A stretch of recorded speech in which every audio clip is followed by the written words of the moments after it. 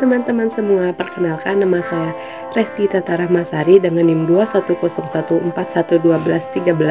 dari kelas 4F PGSD Universitas Muhammadiyah Bangka Belitung. Di sini saya akan membahas mengenai identitas nasional dan implementasinya. Yuk sama-sama kita simak videonya.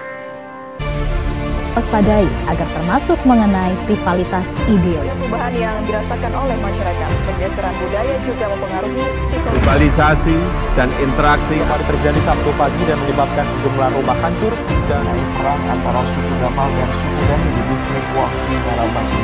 Eksistensi Pancasila sebagai ideologi bangsa yang terkait apa yang sebenarnya ideologi Pancasila yang tergerus oleh digitalisasi. Kalau nggak ikut tren kayaknya FOMO gitu. Beberapa teman saya anak-anaknya mengalami gagal ketika mereka harus bicara bahasa Indonesia. Bahasa sejatinya merupakan cerminan bangsa. Indonesia merupakan negara kesatuan dengan penduduk terbesar keempat di dunia. Indonesia terdiri dari berbagai suku bangsa, bahasa, dan juga agama.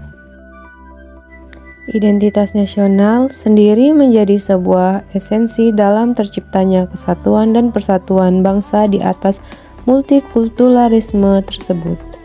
Identitas nasional adalah manifestasi nilai-nilai budaya yang tumbuh dan berkembang dalam aspek kehidupan satu bangsa dengan ciri-ciri khas tertentu, di mana dengan ciri khas yang tadi menjadikan suatu bangsa berbeda dengan bangsa lain dalam kehidupannya. Identitas nasional bangsa Indonesia adalah identitas yang bersumber dari nilai luhur Pancasila yang tercermin dalam penyelenggaraan kehidupan bermasyarakat, berbangsa, dan juga bernegara. Di atas multikulturalisme tersebut menjadikan tantangan yang besar bagi negara Indonesia untuk tetap mempertahankan identitasnya, mengingat dalam beberapa tahun terakhir, ciri khas dan jati diri bangsa Indonesia semakin lama semakin terkikis karena perkembangan zaman maupun pengaruh dari budaya asing.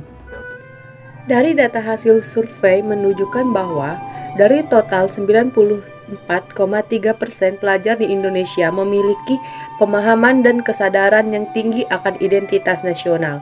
Namun, rupanya masih banyak yang belum mengimplementasikan pengetahuan dan juga pemahaman mendasar terkait identitas nasional tersebut ke dalam kehidupan sehari-hari.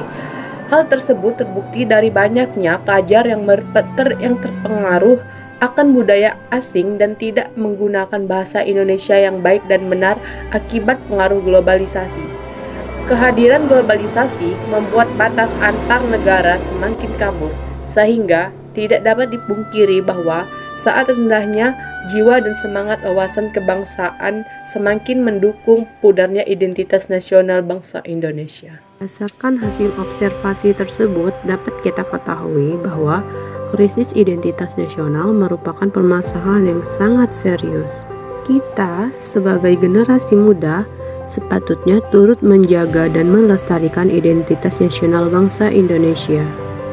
Lalu pertanyaannya, apa yang bisa kita lakukan? Langkah kecil bisa kita awali dengan menyadari kita merupakan warga negara Indonesia dengan beribu kearifan lokal yang perlu dijaga dan diperkaya. Selain itu, tanamkan rasa bangga sehingga nantinya identitas nasional akan selalu dijunjung tinggi dan tidak akan lekang oleh waktu.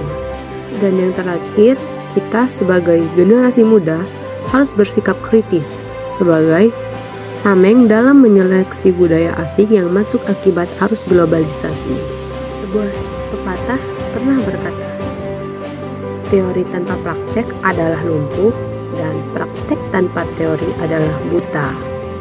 Mari kita terapkan kewarganegaraan dan Pancasila dalam kehidupan kita. Karena aku, kamu, dan kita cinta Indonesia.